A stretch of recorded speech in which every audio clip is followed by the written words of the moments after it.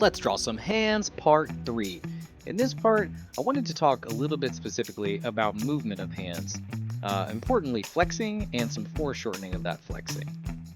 So the interesting thing that you need to remember about the hands, I'm going to show this in a profile because it's a little easier to explain in a profile, is that hands aren't straight, they're a little more triangular.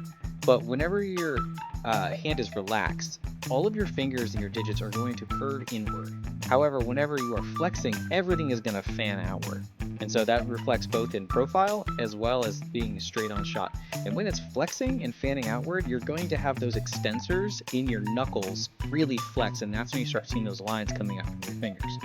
So you can see in both of these instances, when you're relaxed, it's all going to curve inward. When it's flexing, it's all going to be going outward.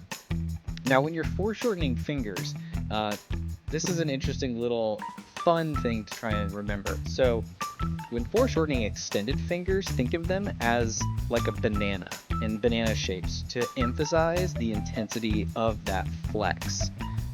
So as you can see, I'm gonna give a little foreshorten. I'm gonna do my construction, make my X, find my center line, which is the inside of my middle finger, and then I'm gonna make my little banana shape. So instead of making just some hot doggy style foreshortened fingers, I'm going to make them in a little more banana, and this just really amps up the intensity. And because we're illustrating in comics or whatever you're illustrating in, you can have dynamism as a part of it, so we can stylize it a little bit. So don't make these little rounded ones, remember to make them bananas.